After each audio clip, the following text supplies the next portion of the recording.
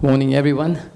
I'm Terence from Singapore. First, I want to thank the Institute of Planners in Malaysia for giving us this opportunity to come here to speak to you about sustainable green spaces.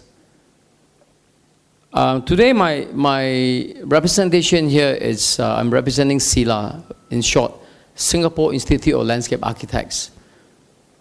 The Singapore Institute of Landscape Architects has been very actively involved in many of our urban planning, more sustainable green spaces.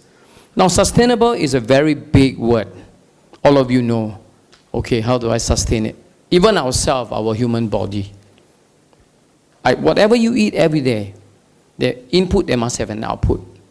If you want to sustain it, we've got to take that approach. Sustainability starts from your home. From the day you turn on the switch, when you wake up in the morning, you go to the bathroom, you start to plan for your day. You have a certain discipline. You go to the washroom, what do? You look at yourself in the mirror, you do whatever you're going to do, you clean up. Even in the bathroom, there are disciplines. First thing first, what do? For sustainability, it's the same thing. Now, what you're looking at on the screen now is a park that we've recently designed, managed it, and completed in about a year ago. Now, you must be wondering, what's all this park all about? Now, what you see now on the screen, basically, it's a park built next to some new developments. Now, you can see from here, these are about 10 blocks of housing estate being built. Now, when we got the plan to conceptualize the park within the precinct, the living residence where people lived in, our first thought come to mind is, what do we want to have in this park? The first word came to our mind is, we're going to make it very sustainable. Now, sustainability also requires accountability. We have to hold ourselves accountable. I think my counterpart, Steve, have highlighted so much on green building. Urban green spaces design involves multidisciplinary coordination from the architects, developers, contractors, authorities, agencies, and people like you, planners on the ground, on the floor. You've got to take the pragmatic approach. We've got to sit down on the table, have a dialogue. It can be as simple as over a coffee shop talk. How well can we do things? How better can we save the earth? You look at the current situation now, with 600 million tons of carbon emission into our environment just for this haze around 600 million tons is equivalent to the whole year of carbon emission in the whole of Germany. These will damage the ozone layers. This is not sustainability. Now, back in our homes, how do we make it sustainable? Let's walk the talk. Let's begin our next slide. I'm going to show you in detail how Green Earth and Singapore Institute of Landscape Architects have worked together. And many landscape architects in Singapore have also come together to work as a team to see how we can all better do things. Now, my company was established in 1993, and we call ourselves Green Earth. Greening the earth that we lived in, that's my slogan. I started this company in 1993 with only 35 cents in my pocket. You might be thinking, well, how did you ever do it? You ask me now, I don't know. But one thing I do know is, I live in a kampong. Born in 1965, Singapore gained independence. Kampong. Everything was a kampong. We don't have proper toilet facility. You know the jamban, right? In Malay we call jamban. You know, the bucket system. I was born in that era. As the country grew, like Malaysia, you have now grown to a very huge cosmopolitan city. People from the kampong want to come to the city. Why? They want a better life, a more sustainable lifestyle, so we can bring back our nice food back to our kampong, to our parents. Our parents want to see us come to an urban city. But really, how sustainable are these cities that we are all going to move into? We have the solution, and you have the solution. That we've got to come together and discuss how we can better do things. So our talk today, my talk today representing Singapore Institute of Landscape Architects is not here to boast and brag about what we've done. Forget about it. We're here for a reason. We're here because we want a better environment. We're here because we want a sustainable environment. And that has to come with a price. And we've got to see the advantage and the better lifestyle that we will get if we make projects that are more sustainable. Landscape architects, in the culture, it's always been, okay, landscape architects are people who make beautiful things. Nice park, wow, nice playground, you know, nice botanic gardens, nice kebun, you know, nice garden. These are the perception of a lot of developers. Even people, men on the street, they think landscape architects are just, they make beautiful things. I'm going to tell you this, that has to change. Developers, planners, stakeholders have to engage landscape architects, environmentalists, arborists to better design things, how to integrate the landscape design sustainability into an urban setting. I had a very wonderful conversation with my dear friend from Hong Kong. We share so much about what we think. He's about transport. We talk, how can transport and landscape gel together? How can we plan things together to make a better transport system, a more green transport system? It would be nice if you walk out of the train station and you see a plot of green space. After a long day, you can sit in the park. At least you know the tree takes up all the carbon dioxide. Okay, I'm going to show you some facts and figures that you're going to see right now. Now, sustainability it means it's able to last and continue for a long time. Urban, relating to cities and people who live in them. Green spaces, community space, consisting of land such as parks, rather than building alone. So we've got work to do. I've got to work closely with Steve on how to integrate. You know, I'm so glad that one of his slides shows that landscape consultant, there was an arrow point we must engage. You see, we are going somewhere. We know we got to work together. Now, you look at this chart that you see here. This is just Singapore, 700 kilometer squares. 67% is taken up by nature reserve. 14% is taken by residential. Then the purple one is the land transport infrastructure. And you've got commercial district. Now, you look at this small little chart that we have. Having 5 million people living in that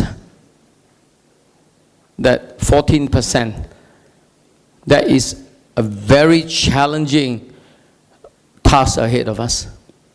Malaysia, you can do better. Why? Because you've got more land than we do. We've got to better plan things, and I'm sure you can do it. If we have done it, you can do it too. That is very inspirational. I think I have very high regard and for Minister Mentor Lee Kuan Yew for his dream and vision. To see how a mud flat, a kampong, today Singapore has become a cosmopolitan city. The carbon footprint in Singapore has been reduced substantially. And if you look at the build-up, I want to show you some numbers and facts and data that the National University of Singapore has collated over the years. The numbers do not tell lie. They tell you where you get to, which is why I think Steve earlier on has said, we need to be accountable. We need to go back, we need to do some data gathering to see, have we really succeeded? You know, so these data are very, very, very crucial. Now, look at this. Okay, look at the numbers. Singapore CO emission is at 39.9 metric ton in 2007, which accounts for less than 0.2% of the global CO2 emission. Even 0.2 for the global emission is unacceptable. Okay, we got the approach that zero tolerance for more carbon emission. That means when we take the zero tolerance approach, then we will have a desire to want to make sure that even from the day I get out of my house, I've got a responsibility. The graph shows that Singapore's CO2 emission has increased about 83% from 1990 to 2007, but has remained relatively stable and constant over the past 2 years. The CO2 emissions per capita has also reached a peak in 2004, declined slowly. This is likely due to the switch to cleaner natural gas power generation and other energy, renewable energy that we thought we were talking about. You're probably wondering, hey, you're landscaping, why are you talking about all these numbers and all this? We'll come to that. I'll show you how the landscape, urban planning or landscape is so relatable to our CO reduction. Now, you look, 15% is taken by transport. The biggest culprit is industry, has a huge chunk of it there. Okay, you know, from kampong, you move to urban. When you come to urban, you got to have a job. You got to pay your bills, right, Steve? Your bills goes up. In kampong, you pay 50 ringgit. Come here, you pay 100 because your bills goes up. You got to find work. If you need to find work, you need to build more industrial. You need to create more jobs. More job, more industrial, more carbon footprint. So now we look at how to better design industrial building, commercial buildings, how to integrate urban green spaces with these buildings to make it, to find a balance, how to reduce this amount of carbon footprint that we put up every single day of our life. And you just look at the percentage, it's very staggering. Okay, roads. I like that car outside, the eco car. This morning I went to the gym and I came back and I thought, cool, you know, they didn't lock the car. So I opened up, I sat inside, and I felt good about it. All right, it's really nice, and the design is quite cool. And the door opened up this way like the McLaren, is it? Awesome. But it's a bit soft. I was a bit insecure when I'm on the road. I just can imagine that. You see, that's another way you can look at how to reduce carbon footprint. Now, most of us, we want to have a nice car. Rightfully so, because you work so hard, right? But folks, listen, we've got to think about it. All right? How many cars does a family need? Do we need that many cars on the road? You can see Singapore is very congested too. Now, small cars, 1,400 cc. 158.58 gram per kilometer. You see the amount, the statistics don't lie to you. All right, so you can imagine the amount of carbon footprint these cars on the road gives you. This carbon is going to stay in our environment. This will become another problem, health issue. A lot of us will end up have to go and see a doctor when we grow older. We will have lungs problem. We've got many other illnesses that will kick in. Let me tell you, the price to pay for medical expenses will rocket, and this will hurt the economy as a whole. This is not sustainability. Now, I don't think I'm against people owning cars. I have cars too. But let's be responsible.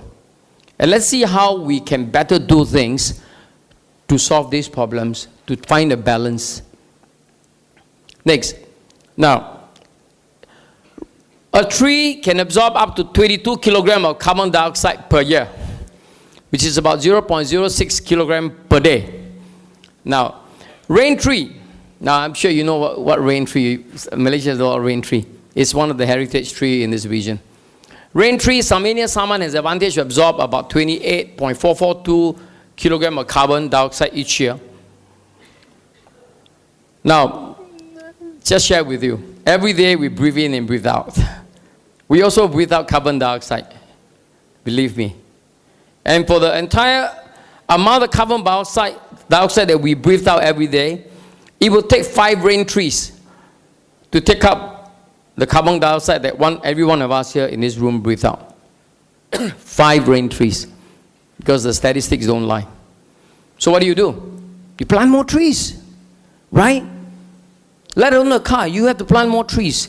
Put the trees at the right place, plant it at the right location.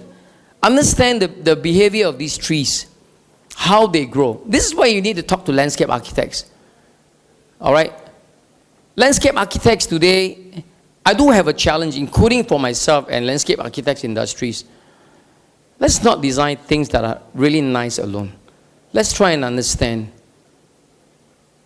the detail, the scientific understanding of each tree. How do they behave? And what are the advantages of planting more trees? Now, in layman terms, simple. Let me ask you a question today. Would you want to go out get out of the house, you see but a big piece of bare concrete in the afternoon? Can I show a raise of hand? Who wants that? Obviously, nobody wants to go out. Who wants to walk out and see a green patch of green? Huh?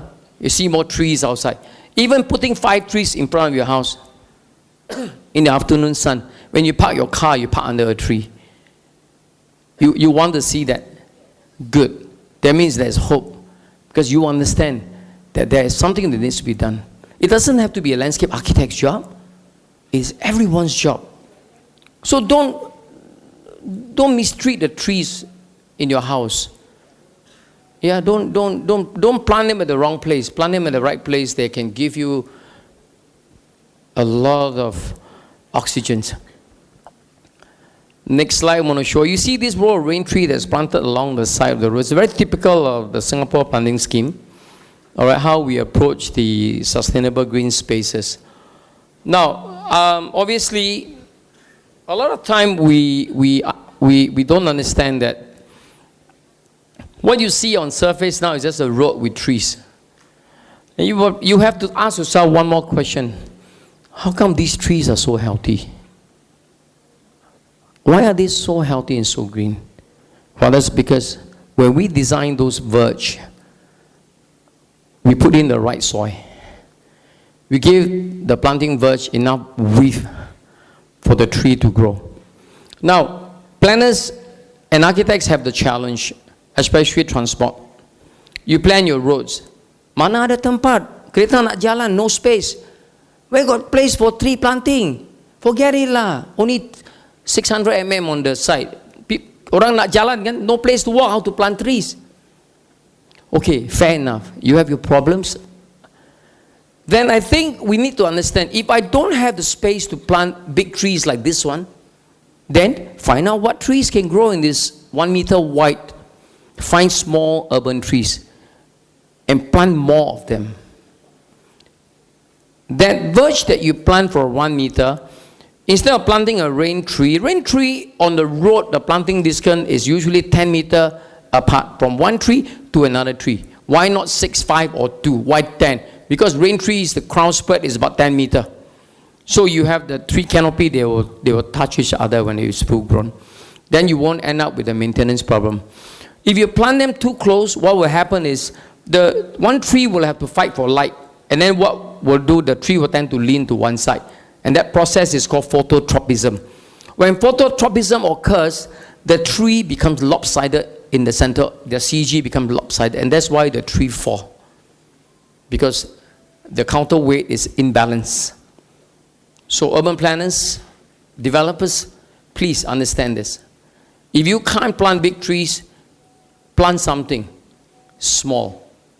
Don't leave it bare. Don't put concrete and more concrete. We don't need it. Even a grass strip, a simple grass strip can help you remove a lot of carbon from the roads. You know that, how you road your water runoff. I will show you what we are doing in Singapore, how we road off, how we harness the road, our tires, you know, how much tar is chunked out, how much of these contaminants were removed by just grass verge. Even rumput, you know the cow grass, what you call lembu, right? The cow grass. It can take up a lot of carbon, a lot of these contaminants from the ground. Now, you look at this development was managed and designed by me. It's a building, a tree generation center built on a hill surrounded by 10 rain trees. The engineers and I fought very hard. The engineers want to do bigger foundation so that they can make sure that the building is built a faster way to do things, a more convenient to do the piling. Then I told the engineer, I'm very sorry, we can't do that. The piling was done painstakingly.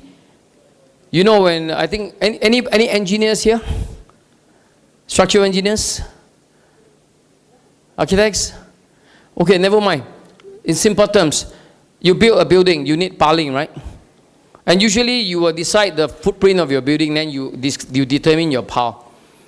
But we have so many trees and roots are everywhere. How are you ever going to pile at the same place? You hit it and you hit the root, the tree dies. So how? We have to identify trout trench. Dig a trout trench, find out where the roots are. Any roots bigger than a certain size, we shift the foundation. Then we do transfer beam. But you know one thing, I do appreciate this client of us. They are environmentalists. They say, yes, we'll do it. Is there a cost? Is there a price tag for it? Yes, there's a price tag. But the developers are very forthcoming. We will adopt your advice of how to do these projects. And the projects have gotten a lot of recognition. It was a success story. Today, you look at the building that was built on the hill. It looks like the building was there and the tree grew by itself already very mature. And you don't need air conditioning, No need, because it's so shady. The ceiling is high. We clear up a lot of the panels. We discuss with architects, we want cross ventilation. People can go to the gym. They don't need to be in an aircon gym. It's cooling. This is sustainability. Not more aircon, more comfort. You see? And you see, when you move on to look at how you can better, you look at this project. This is a very small project. But let me tell you, just at one glance at this project, it may look very small, but there's a lot of stuff. I'll discuss with you how we make this very sustainable. This is a school project. I like to do schools. You know why? Because our young people are our generation. They have got to be educated. You want to make it sustainable, then you start educating the children to start now, not tomorrow, not the day after, now. Now is the time. As we speak, the world is getting warmer. The sea level is rising further. More and more disasters are coming, tsunami, earthquakes, one after another. It will come to a breaking point where the food chain will be disrupted. That is not sustainability. You look at these projects. This was a concrete structure, a slab. Nothing, hot. No children want to go there.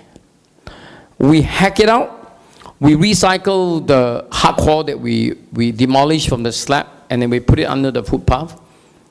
All right? And you see all these concrete structures, we use recycled concrete as well. Let me show you.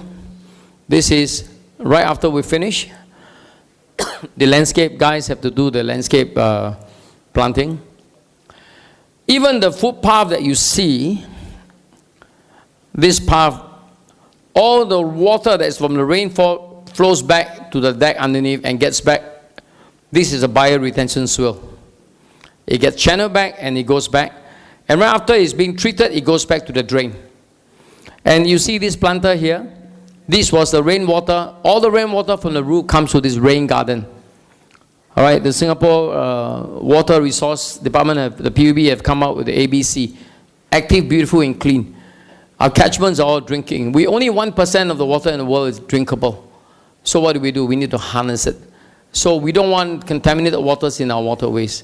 So what do? We do upstream, we educate, we implement the ABC, the active, beautiful, and clean. This is basically in relation with WSUD, Water Sensitive Urban Design. Then you've got the biotope, and then you've got the bioretention swale on this side. Now you see the construction period is very painstaking. Now you look at the completed project right now. You see how green are those plants? You can see with your own eyes. This is just a very small project, very small. But let me tell you, these projects are very meaningful. Why? Because the science teacher, the principal, myself, we have this constant desire to want to educate our children on how to better do things. From a classroom, this is an OEL. We call it outdoor experiential learning classroom. When the kids can go up, there's a signboard. There is also a teaching portal where we help the school advisory to develop so that the children can learn. Now these are, even look at all these projects. Yeah, okay, it's a resort, it looks very nice. It's all a very beautiful landscape. But even the stream that you see there is actually water harnessed from the drain. We keep it, then we allow it to be treated by wetland plant. Then the water is then pumped back to use for watering the plants around the resort. Criteria of a good sustainable urban green space: eco-diverse in nature, innovation, and connectivity. What is the criteria? What is eco-diversity? Big words again. This is the park, the master plan of the park that you saw earlier. This park, if you notice, we have put in about more than 10% of the effort in harnessing the water from this lawn here, from the deck, from the jogging track. All this flows back to the rain garden. Okay, these are water-sensitive urban design. And some of this water that you see on the plan, we have basically a spot level plan in the design stage. We wrote the water back, and most of the surface water actually goes back to the flower bed to charge the ground, so that the tree will have enough water.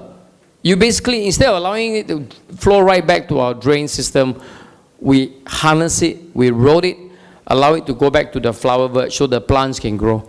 The plants and trees can go without food for a long period of time. They cannot grow without water. If 1% of the water in the whole wide world is only drinkable, then we have a serious problem. But we've got to do something. We've got to harness. We've got to make it sustainable.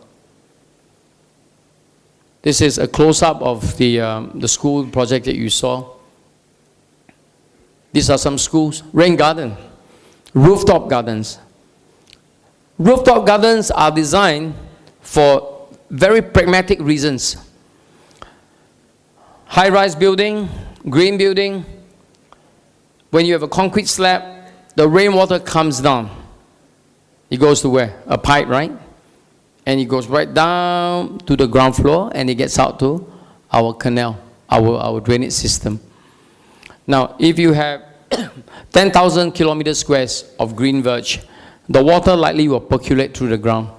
But if you start to build 60% more building in the 10,000 meters square, what will happen to this water?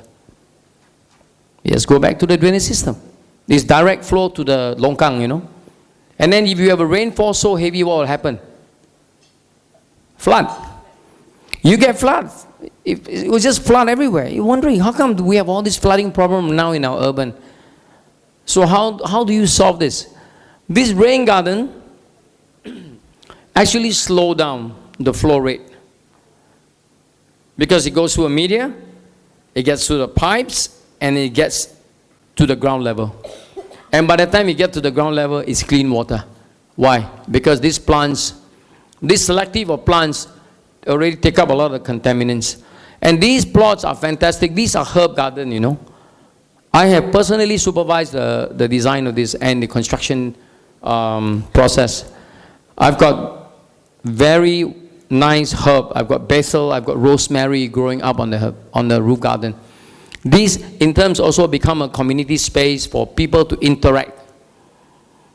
As simple as sustainability also requires interaction. Humans need to interact. Even when we design a seat, we talk about interaction. It must be 3 persons sit together and like kampong style we talk. Yeah, not one seat. Then you sit alone, very songbong. You don't want to talk to anyone. That's not sustainability. We need one another. We need to talk, communicate. So even simple things like sitting, how to make it so nice and so conducive where people want to sit down and have a coffee, you know, and talk about their work, about family. This is urban space, and these are about sustainability. Sustainability also involves the human soul. Your soul, my soul. We need to make it so sustainable that people want to be there. There is a very healthy cohesion between nature, human, and buildings. You know, and I think earlier on when Steve mentioned about we can discuss but don't talk about negative things, I agree with him. We must have very cohesive dialogue, constructive dialogue, pragmatic dialogue. Then we can come together, have a cohort to discuss how we can do things better. You walk out from this conference room, what are you going to take with you? I asked myself last night before I go to bed, today my talk, what I want to share with you today. how can I impact you? It's not about me, it's about the environment. How I can impact you. What you can take out from this room, you can pass it on to your younger generation. We've got to work together. You may be just, I'm also just a small office personnel. You know, my job is just, I'm a drafter, I draw. My architects draw, I draw. Draftsman, office barriers, clerk, secretary, you have a responsibility. Printing, for example. Don't print more than what you need. You keep printing, then next thing you know, you have a lot of paper. Have to go to the shredding machine, right? Have to shred. The shredding machine needs electricity to power somehow. After you shred, you go and throw the tong sampah. The person who have to clear, have to throw, have to use energy again. More and more and more energy. How much is enough? How much? We will go to the point of so much convenience that the world will come to a breaking point. Trust me, it will come if we don't stop it right now. Look at this, for example, another very sustainable. What you see here is a park built on top of a longkang. You call it a canal, but it's a concrete longkang. The longkang water below, as you see, is brown color, you know. After we pumped up all the treatment, the water become very clean after you go through. We are trying to put more wetlands in our urban area. Now you look at the connectivity.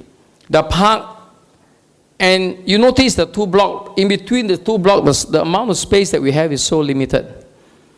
But yet, we decided we're going to put a playground there.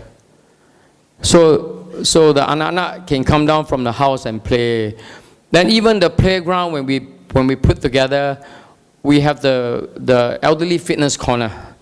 We put the fitness corner near the chuchu playing area. Why? So grandfather and grandma can look at the children. They can exercise, but they can look at their children. This again is connectivity, it's sustainability. You put them in close proximity. So design is about unity, it's about making people come together, making it convenient, not at the expense of the environment. Or you want to put, okay, we put air-conditioned gym for children, air-conditioned playground, so grandmother can inside drink coffee, more and more air-conditioned.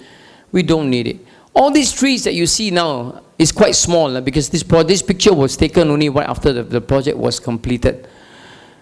These trees were planted at a strategic location. We calculated the canopy of the tree in 5 years from now. How much shade can this tree provide for the playground? What are the trees suitable to be planted in this close urban area? What are the trees that we do not plant because the root system becomes too invasive? Then you end up with a structural problem. So if small little things like this you think is not important, but a lot of thoughts have been put into this planning. There is a very stringent checklist. I love checklists. Why? Because checklists keep you intact with your vision. Checklist, simple things like checklist. Today, what am I going to do today? You come up with a whole list of checklists. My boss gave me a project, blank piece of paper. Okay, I've got a project to do. I go back to the office, I sit down, I write down my checklist. What are the things? Okay, this project is required of these are the requirements. So I list down my checklist. If I don't get to my checklist item number C, I will not go to D. I will sort out C until I'm satisfied with the result, then I move on to D. These checklists will help you to create sustainable green spaces and environment. This is what we do in our roads. Now this is something I must share this with you. You see on the roads the trees are growing well because we allow certain gradient. The carriageway water gets thrown back to this bioretention sewer. This is called a rain garden. This is water sensitive urban design. And a lot of these filter layers and the percolation layer, the transition layers are designed. They are also very stringent calculation by bioengineers and engineers. We have to calculate the percolation rates. The reason is, if you don't calculate properly, you know what will happen? Flood. This whole thing will flood. So what are we trying to do? We try and do away with conventional concrete drains, but we build rain garden like that. The water flows in, it gets treated, then it gets to our drain. So instead of building 2 longkang, you build only one. You build only one box drain. Then not only that, instead of sending people to treat the water, you allow for a natural cleansing. You allow the plants. At the same time, you also beautify your carriageway. Nice little garden. You know, you have less concrete drain, more holistic way towards a more sustainable urban design. If you plan it right, you have a relatively responsible individual who take the extra length to make sure that you make every project that you do, big and small, sustainable. You will only get a better economic return. Developers, any developers here? Okay, I do have a challenge for you. Believe me, it's not rocket science. If you buy a property, if you see the surrounding area is a lot greener, and the price range are achievable, would you buy it? Or would you buy a property that's a lot cheaper, slightly cheaper, but full of unsustainable components, pollution, hall, and you find that the networks are not so conducive? Would you take it? If you spend your money on eco, green, and sustainable design, you only spend a fraction. And you look at the return. Like, for example, that project you saw is a $6 million thing. It's probably about maybe 20 million ringgit for the landscape. For 179 million project, $6 million for a sustainable green space is very worth it. It's only a fraction of it. And you allow that 6 million lot, you divide that into how many units that you're going to sell. You just spread the cost around. You're not only doing yourself a favor, you're helping the residents taking ownership. They pay for the quality of work. They want a better life. That's why they come to city. Can we give them a better life? We can. We can. But unless we go back to our drawing table and we really see that there's a need to do it. My challenge for every one of us, including me, is to have a constant attitude to want to see a better living environment for our children's children, for ourselves.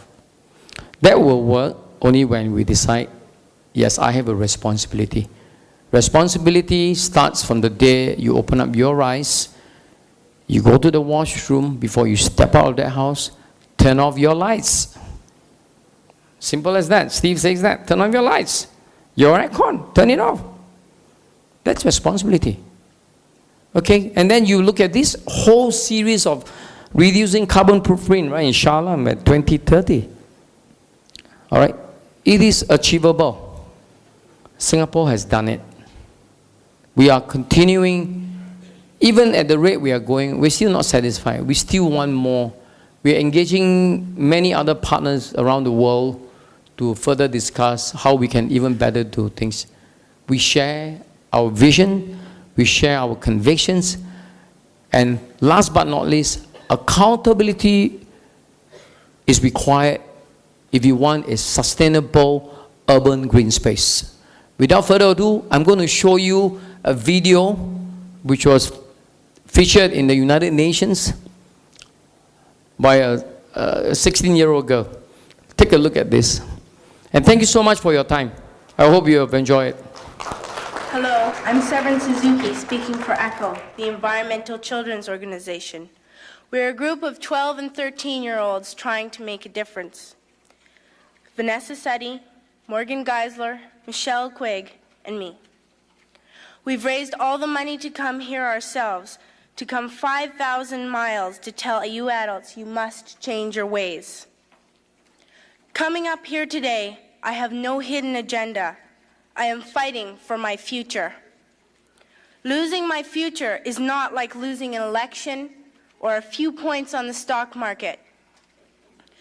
I am here to speak for all generations to come. I am here to speak on behalf of the starving children around the world whose cries go unheard.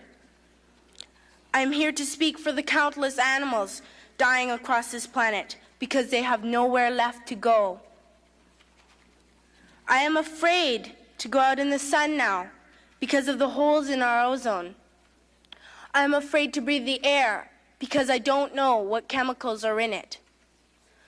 I used to go fishing in Vancouver, my home, with my dad, until just a few years ago we found the fish full of cancers. And now we hear of animals and plants going extinct every day, vanishing forever. In my life, I have dreamt of seeing the great herds of wild animals, jungles and rainforests full of birds and butterflies. But now I wonder if they will even exist for my children to see. Did you have to worry of these things when you were my age? All this is happening before our eyes, and yet we act as if we have all the time we want and all the solutions. I'm only a child, and I don't have all the solutions. But I want you to realize, neither do you. You don't know how to fix the holes in our ozone layer. You don't know how to bring the salmon back up a dead stream. You don't know how to bring back an animal now extinct. And you can't bring back the forest that once grew where there is now a desert. If you don't know how to fix it, please stop breaking it. Here, you may be delegates of your government, business people, organizers, reporters, or politicians, but really, your mothers and fathers, sisters and brothers, aunts and uncles, and all of you are someone's child. I'm only a child, yet I know we are all part of a family, 5 billion strong. In fact, 30 million species strong.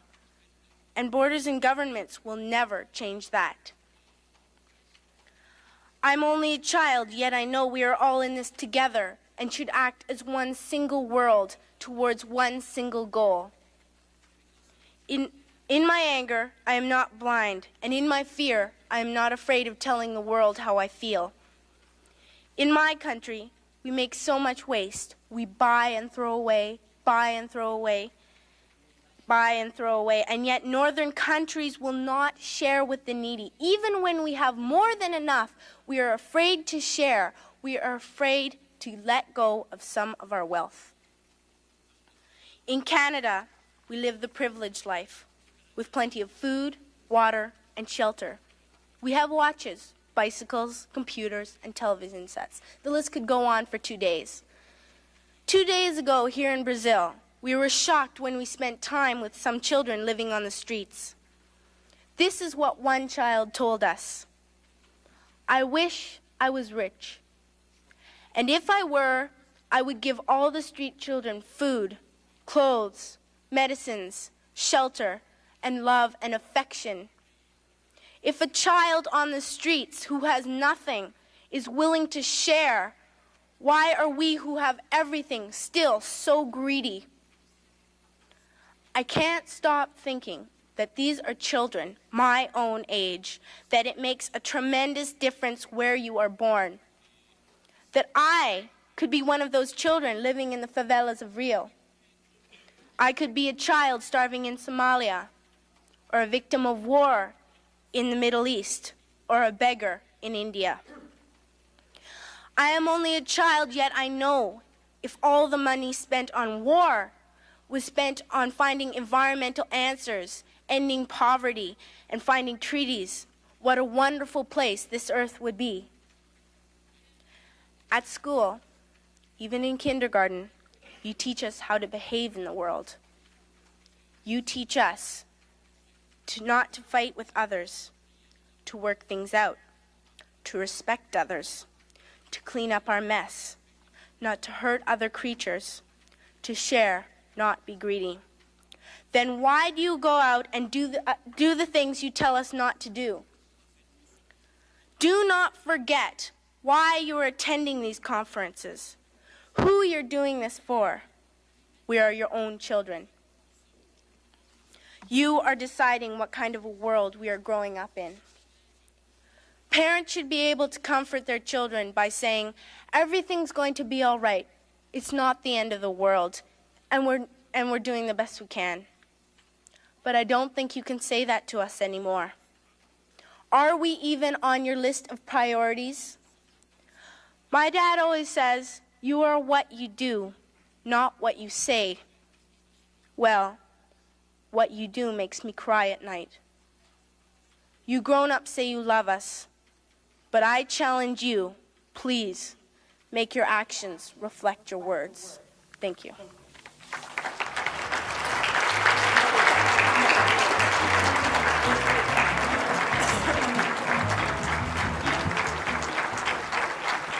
Thank you, Mr. Terence Tan, for that interesting presentation and video presentation on sustainable urban green spaces.